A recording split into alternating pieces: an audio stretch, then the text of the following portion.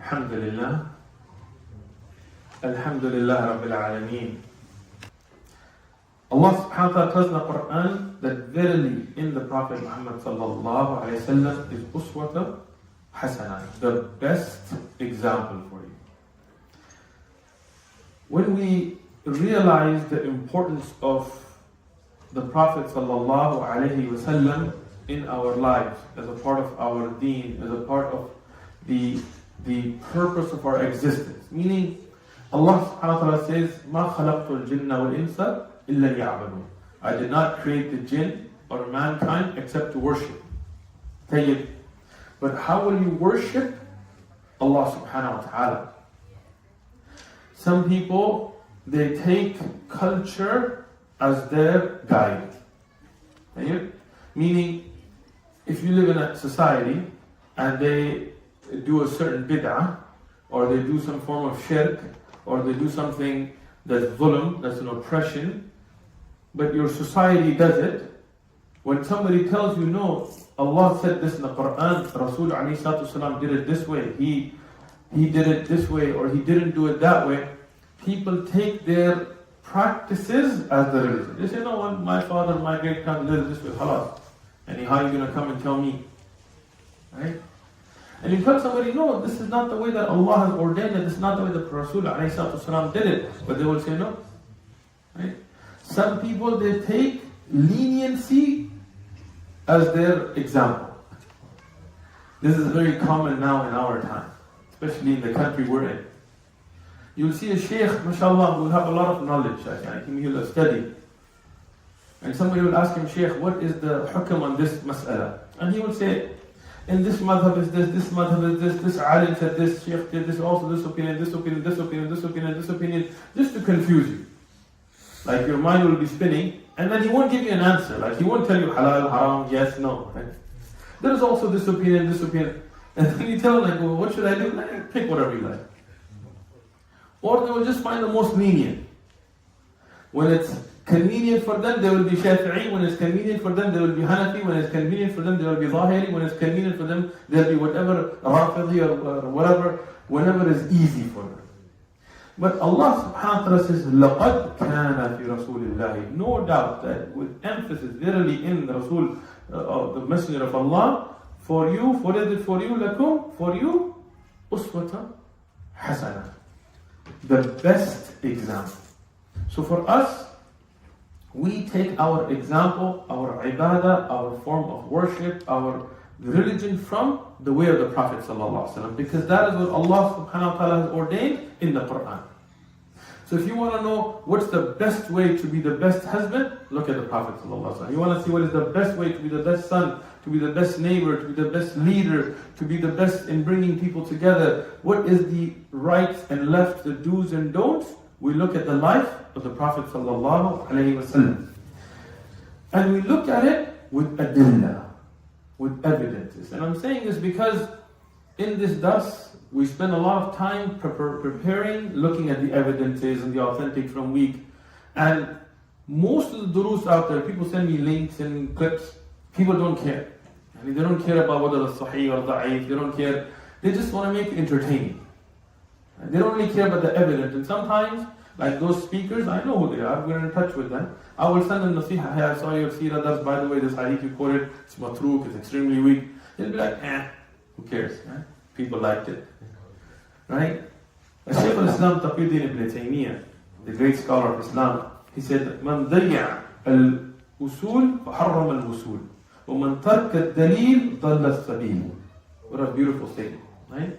He said, whoever gets away from or loses the usul, understanding where the religion comes from, then haram al-wusul.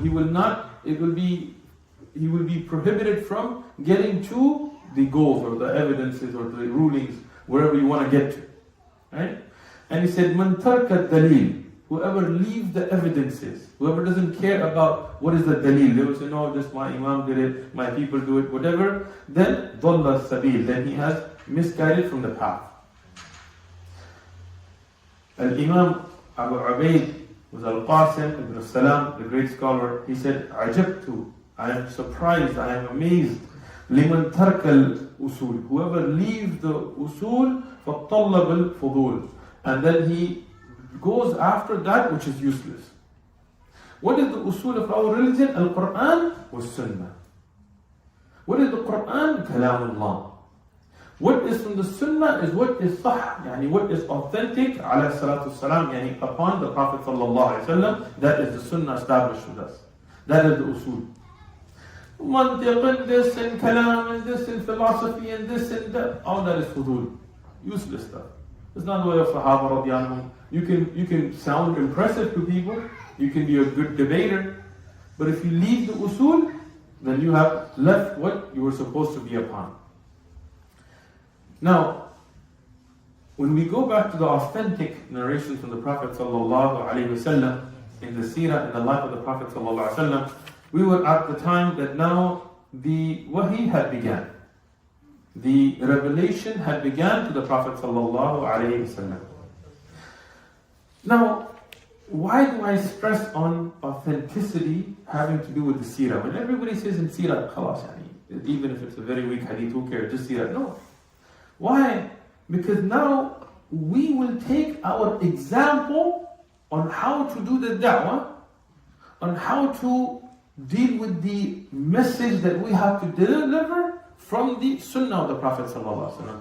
So in the Seerah, if we start taking weak and fabricated and such narrations, then what is the lesson, the uswah, the example for us?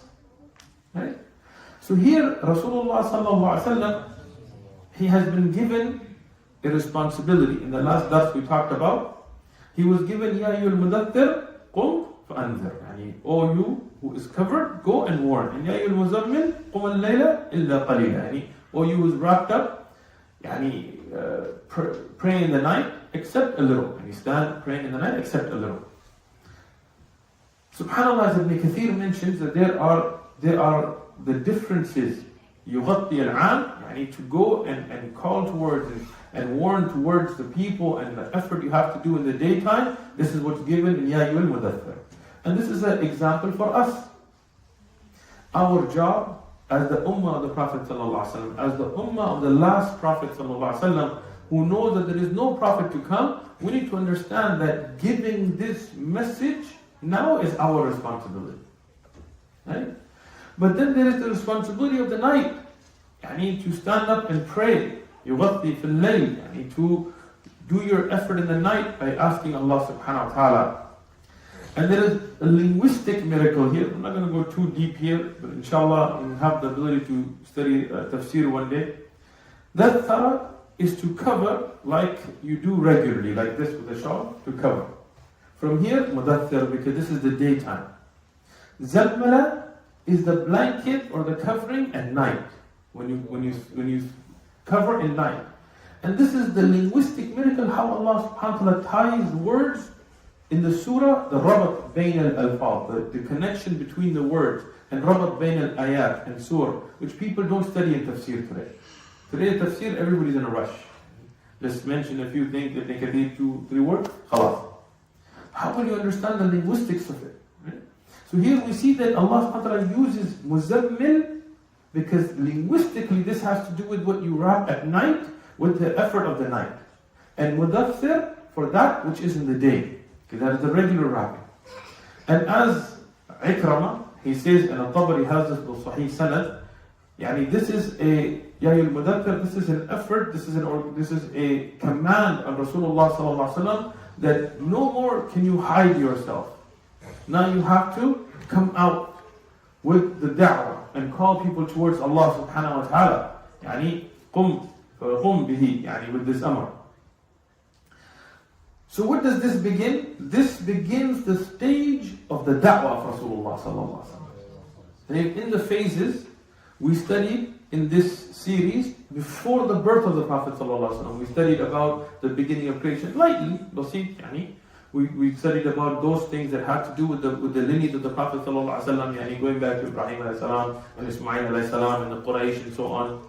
Then we studied the birth of the Prophet ﷺ until the 40th year of his age, around that, when the Nabuwah, when the prophethood began, with the amr, with the order from Allah subhanahu wa ta'ala, اقرأ بسم ربك الذي خلق.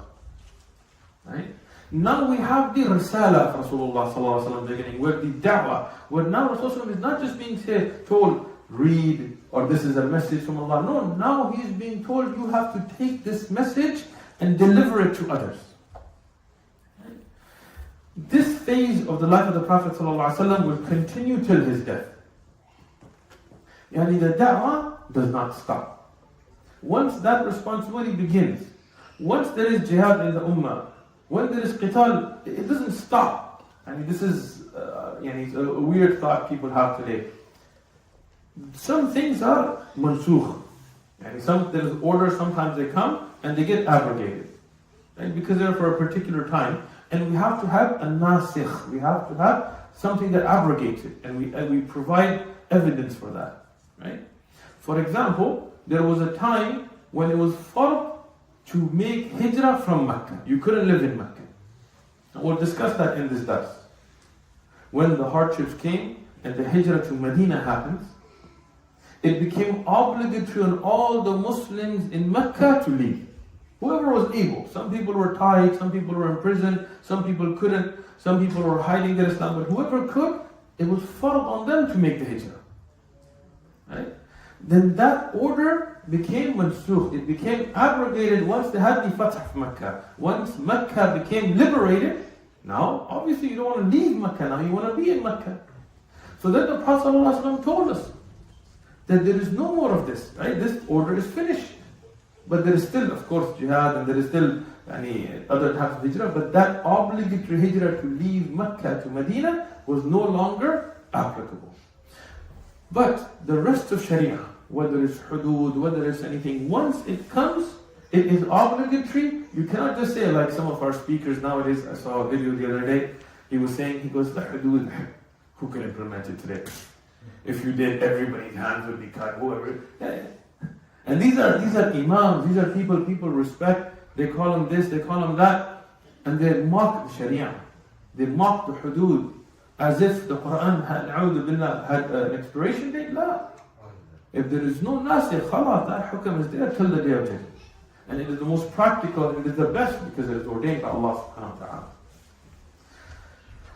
Hopefully Mr. Hansen watches this. Anyway, so the da'wah now has 13 years in the Mecca period and 10 years in the Medinan period.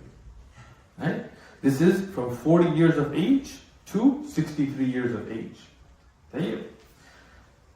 Those can be broken down by the scholars of Islam into periods now. One is 3 years of a secret da'wah. And that's what we're going to talk about now. What does it mean, secret? It means that Rasulullah was not out there in the street calling all of Quraysh and warning them openly and things like this. It was individual conversations where he was reaching out to people in Mecca, calling them towards Tawheed. And this is hikmah, and this is a lesson for us. Okay? Some of us, we may live in places where there is no Muslim community. But if there is a Muslim community, they are away from the religion completely. For them, the first thing they should do is try to talk to people that they know, whether Muslim or non-Muslim, and call them towards Tawheed, towards the oneness of Allah subhanahu wa ta'ala. I'm not talking about like LA, San Francisco, San Diego, or New York, not big cities. I'm talking about little towns. Maybe there's a Muslim in some little town that I wouldn't even know the name of in Montana, and he wants to start the da'wah, and he just goes out to the street and starts calling, and he has no support and nobody with him, and maybe he'll be harmed. We have sometimes sisters that reach out, I live in a city, I live in a little town, there's no Muslims here, I want to go to the street and do da'wah. I watched your videos. No. It's not the way to do it. Even us in San Diego, I remember a time when it used to just be me speaking to people that I knew from my past and stuff, just talking to them one-on-one about Islam. That's how it begins. When you have then people that will stand with you, when you have developed that base, then you take that da'wah public. Right? Then you start looking at venues and ways. So the first 3 years here is a da'wah where Rasulullah sallallahu alaihi wasallam was speaking to the different people that he knew, and he reached out to those, and we'll talk about who were the first Muslims and why. He reached out to those that he saw to have good characteristics. You know, people have personality types. I know, like in America, sometimes we're told, no, everybody's just the same. No. People have, some people they have shiddah, they're hard in their personality. Some people are soft. Some people, when they see the truth, they jump on it. Some people, they have to think through it for a long time. None of those are really good or bad. They're just different personality types, right? So those people, like Abu Bakr radiallahu anhu, Uthman radiallahu anhu, who didn't drink alcohol in the times of Jahiliyyah, who didn't do zina in the time of Jahiliyyah, those who, many of them that were really looking for the truth, like Abu Dharr al-Ghafari radiallahu anhu, it was very easy for them to accept the da'wah because they were already looking for it. And then there are other people like Abu Sufyan radiallahu anhu, who ends up becoming a Muslim as well, but it was difficult for them. And they had to go through their own personal struggles. Okay. So here Rasulullah sallallahu alaihi wasallam starts to read, for the first 3 years, he's going to reach out to individuals. Then there is 7 years of open da'wah. And that is the most difficult time. Why? Because when you are a salih, a pious person, who just prays and does your own thing, nobody has any problem with you. And you just go pray in a corner. I mean, subhanAllah, we see some of these goofies, Sufis, whatever, right? And you'll see them in a land of kuffar and stuff, and they will not give da'wah. They will not talk about tawheed, they will not say anything about shirk or bid'ah, or they will not say anything about the sharia, or hijab, or qital, or any of these things, right? What will they do? They will just sit somewhere and make dhikr for 20 hours straight. Not even make salah. I don't know what that's about, but right? And then you hear about this sheikh, he sat in the water for this long. How did he make salah? Oh, salah, you zahiris, wahhabis, right? Now that guy, nobody would have a problem with. Even the Hindu will go to them, make dua for me, brother. My cow is not giving milk, God is happy, make dua for me. Right? Even the Christian, even the mulhid, even the atheist will go to them, make da'is for me. I was in India in 1996, yes, I'm old. And there was a Hindu on a train, and he started telling me, he told me, you're Muslim? I told him, yeah, I'm Muslim. He goes, man, I got this taweez, this amulet from Ajmer Sharif, some place of bid'ah and stuff, right? And he's like, I got this one. I'm like, you're Hindu? He goes, yeah, but I believe in everything. So even the Hindu, even the mushrik, even the mulhid, like, I have a test coming up, pray for me, you're pious. But when you start fulfilling the responsibility that Allah has put upon you, and you start calling towards tawheed, you start saying, no, shirk is wrong. I'm sorry. You may have been raised that way, but it's shirk. I don't care what culture, I don't care this. No, I'm not celebrating Christmas. Why do you not celebrate Christmas? Because this is a pagan festival. Right?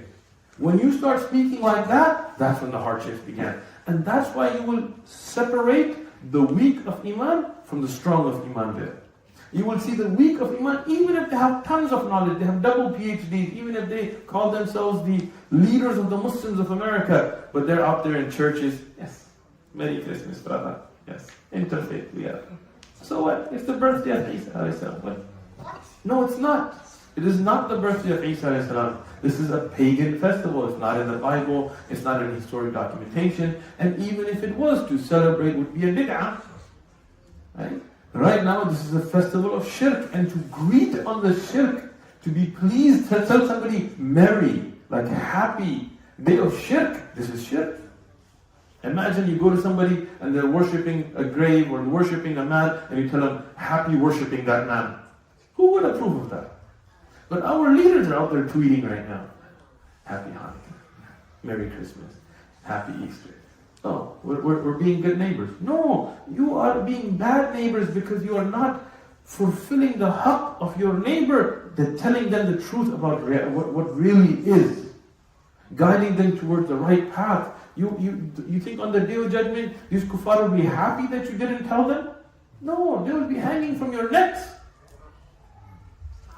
So the 7 years of da'wah that's open is the 7 years of hard problems. And then there is 3 years where the da'wah in Mecca was stagnant. There was a very hard time. This is where the da'wah went outside of Mecca. Rasulullah sallallahu alaihi wasallam sent people, messengers, people outside of Mecca to invite others. Right? And then there is the 10 years of the life in Medina, and then we'll talk about the Fatah of Mecca and so on. Right? Tayyib.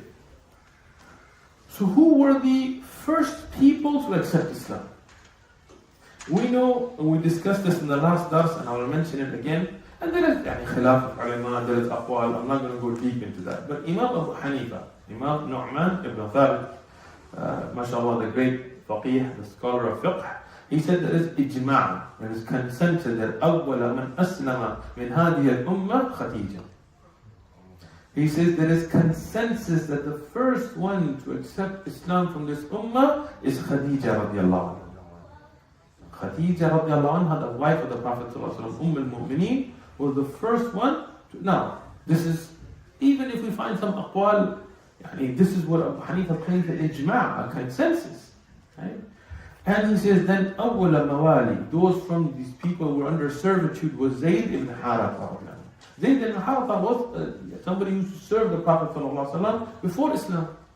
So when the message came right away, alhamdulillah, he was one of the first people to accept Islam.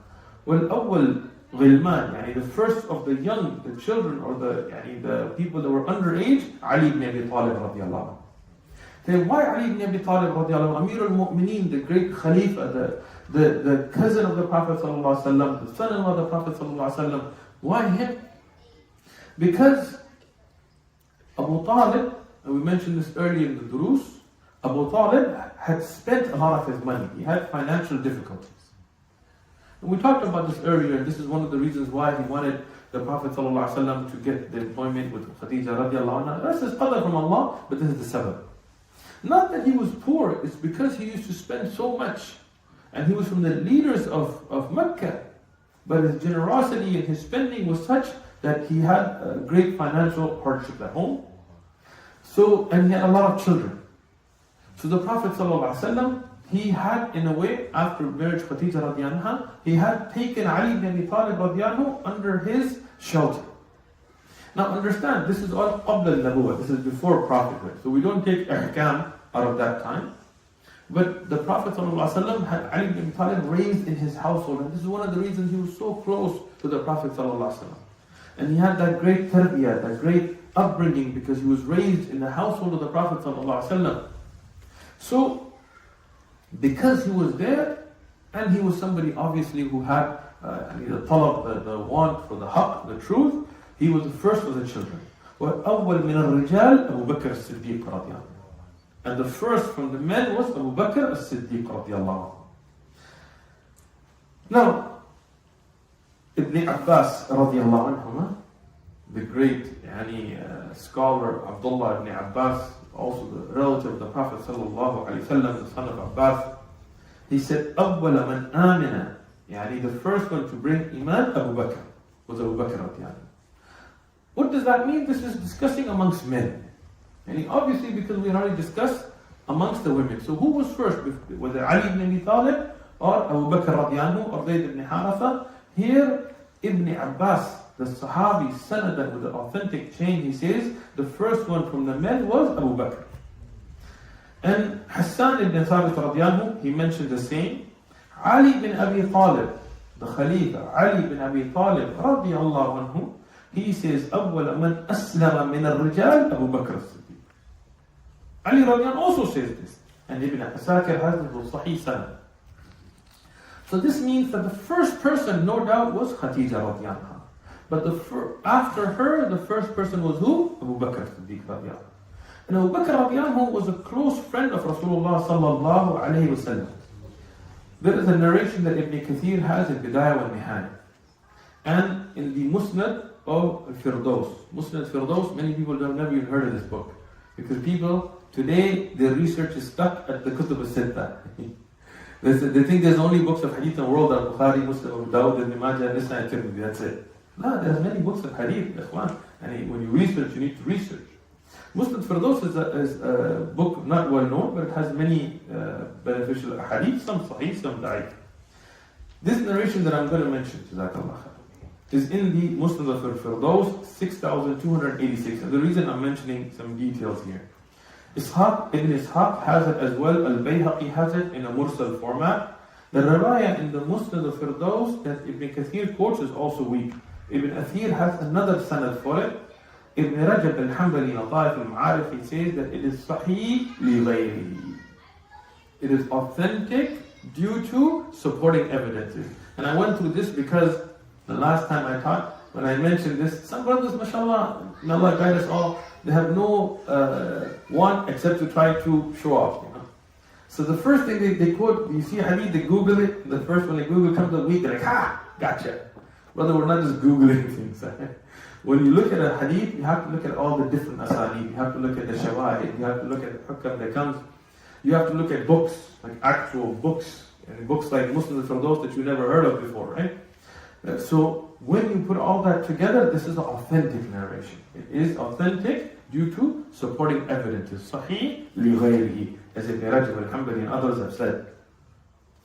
In this narration, Rasulullah sallallahu alayhi wa sallam said, Da'awtu, when I called the people, there was nobody that I called toward Islam except that they had doubts and they had thoughts and they had contemplation and they had questions, meaning they went through this process. Illa Abu Bakr, except Abu Bakr radiallahu anhu. He said, when I gave the da'wah, immediately he accepted it. Now, somebody may say, well, why didn't he think about it? Why didn't he try to? Because you have to understand, Allah subhanahu wa ta'ala had put that talab, that want for the truth in many of the Sahaba. Like Uthman ibn Affan radiallahu anhu, we'll talk about that as well, like Abu Dharr al-Ghaffari, like others like Bilal radiallahu anhu. They were looking for the truth. They knew worshipping idols and this is nonsense. They knew it was wrong. That's why Rasulullah sallallahu alaihi wasallam, and in some of the narrations of Abu Bakr and Uthman radiallahu anhuma, they didn't worship idols even before Islam, because they saw it and they knew that this was wrong. Fitrah tells you it's wrong, right?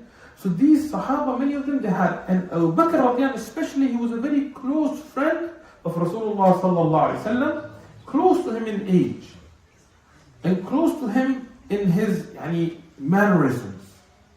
So even before Nabuwah, he knew the Prophet so well that he knew that when this man says something, it's the truth.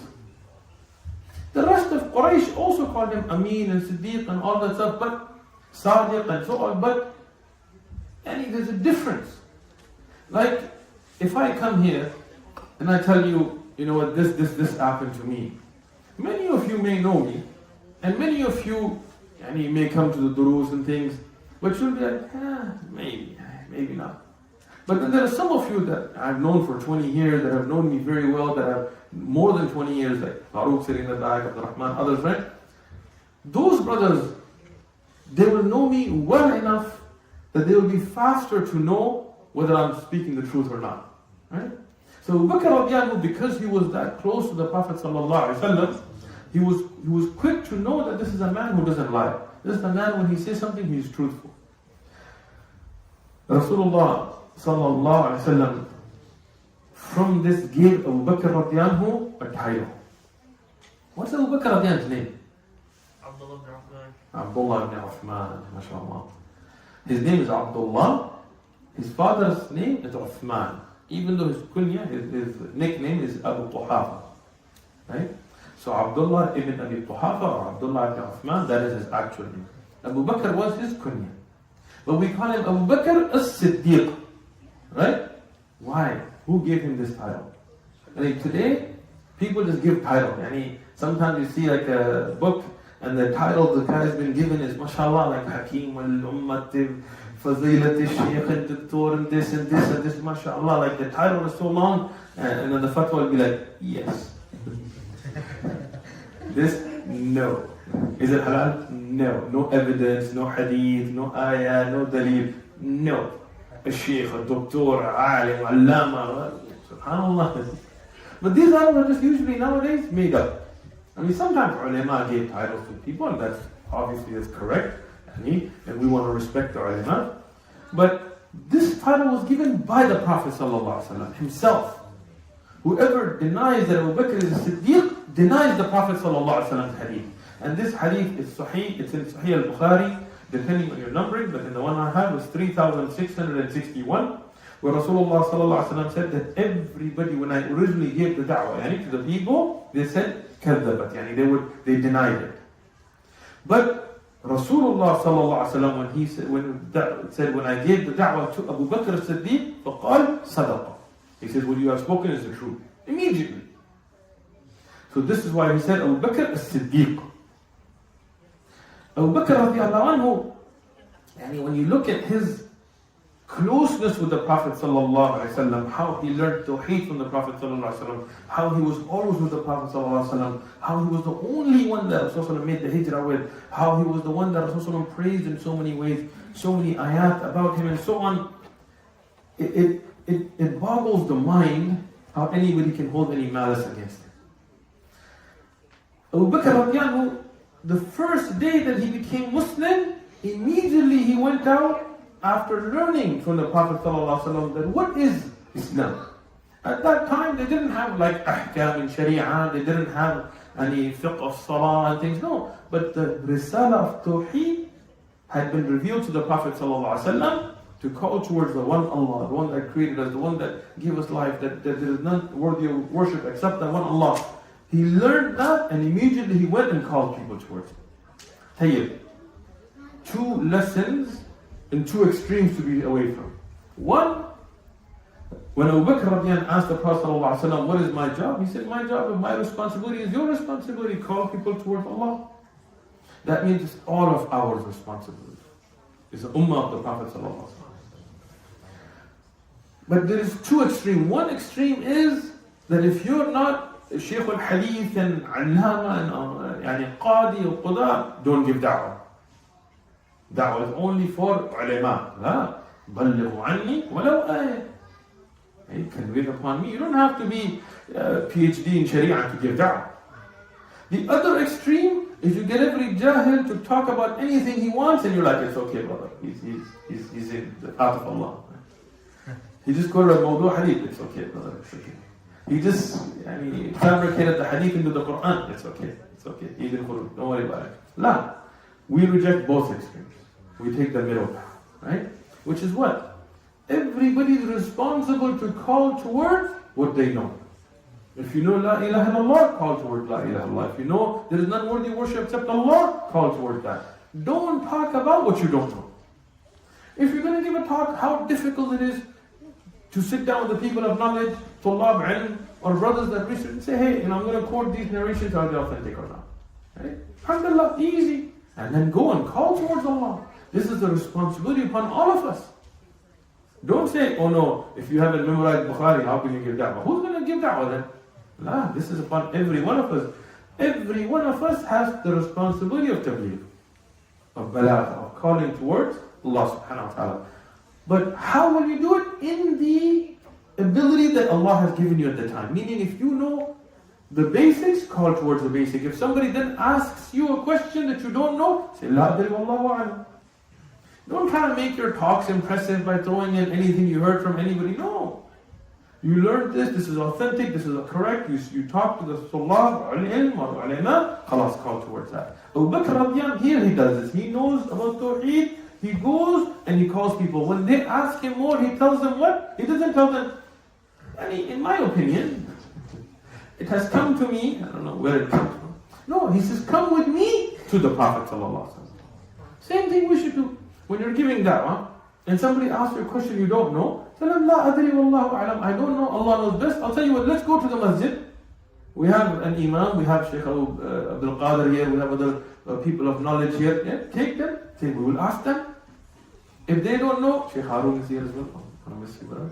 Right? If they don't know, go to the ulama overseas, in other countries, find the people of knowledge. Right? Take them to the people of knowledge. Right? So, Abu Bakr the first day he goes, who does he give da'wah to and who accepts his da'wah? Uthman ibn Affan radiallahu. Subhanallah. Look, that's what I'm saying, like how can anybody hold malice against Abu Bakr? Look at his mizan of hasanat. All these people, listen, who he gave da'wah to, and because Allah guided those people through him as the means, imagine on the Day of Judgment, he will have the reward of all their good deeds as well. Right? Uthman ibn Affan, Zubayr ibn Awam, Talha, right? Sa'd ibn Waqas. These are all people from the people of Jannah. Right?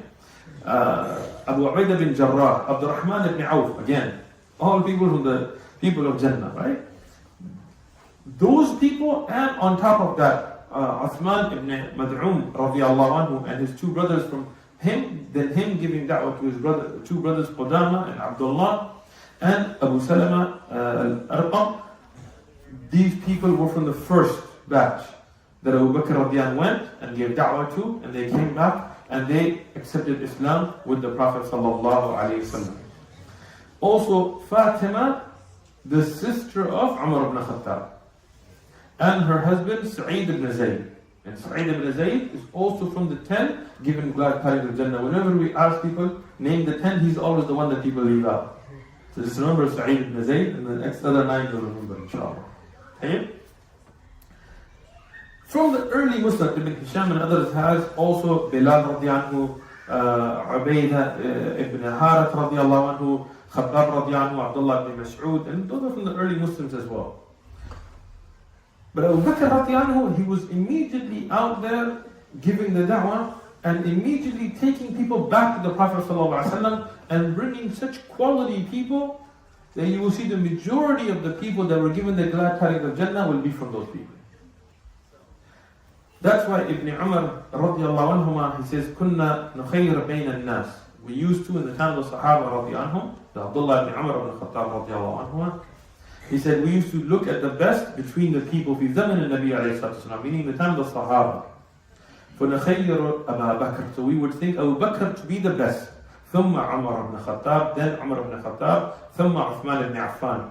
Radiallahu anhu. This is in the Sahih of Imam al-Bukhari, hadith number 3655. People that have diseases in their heart, they sometimes bring up shaks and shubuhat and things like this. We have the hadith from Abdullah ibn Umar. He says, "Kunna naqul." We used to say in the time of Rasulullah sallallahu alaihi wasallam that was with us, أفضل الأمة النبي صلى الله عليه وسلم بعد أبو بكر ثم بعد النبي عليه الصلاة والسلام أبو بكر ثم عمر ثم عثمان. He used to say that we used to say, and the Prophet was amongst us, that the best of this ummah after the Prophet sallallahu alaihi wasallam was Abu Bakr, then Umar, then Uthman. Al-Shafi'i, Muhammad Idris al-Shafi'i, the great scholar, he said, أجمع الصحابة, right? The consensus of the Sahaba that the best of the Sahaba was Abu Bakr, then Umar, then Uthman, then Ali radiallahu anhu. Ali ibn Abi Talib radiallahu anhu, he himself was asked by his son that his name is Muhammad ibn Ali. He's called Muhammad al-Hanafiya. Al-Hanafiya because of his strictness of Tawheed, not his mother with fiqh. He said, قلت لأبي. He said, I asked my father, أي الناس خير? Who is the best? Now, who's asking? Muhammad ibn Ali. Muhammad al-Hanafiya, the son of Ali radiallahu anhu. So Muhammad ibn Ali radiallahu anhu. He's asking who? Ali ibn Abi Talib radiallahu anhu. And this is the Sahih of Imam al-Bukhari, hadith number 3671.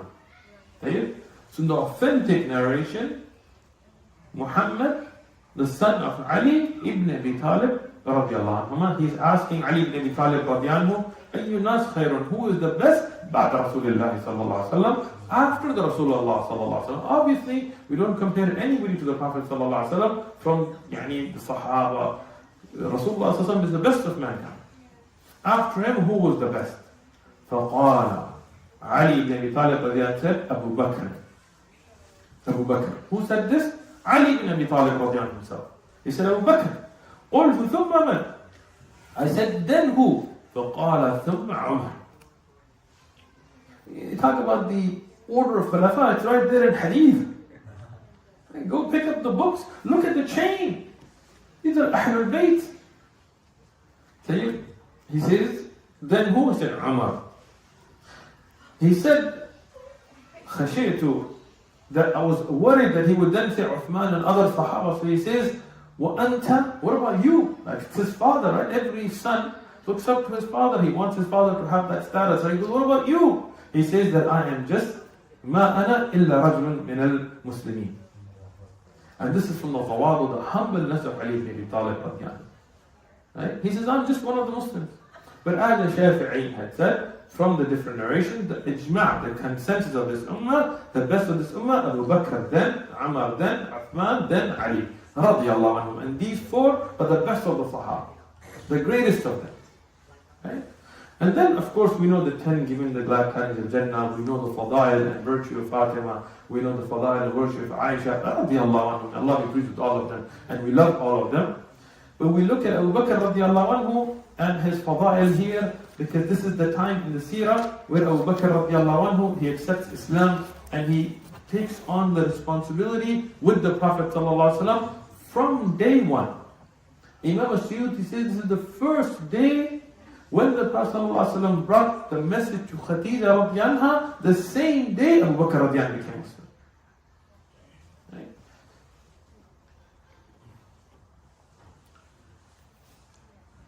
Rasulullah sallallahu alayhi wa sallam, in many ahadith he mentioned the fadail of Abu Bakr radiallahu anhu, that how he was from the first of the people, من آمن من الناس عليه, from my صحبته, from my companion Abu Bakr, and his wealth of Abu Bakr and everything was at my service and so on. We look at the hadith 3661 of Bukhari and so on.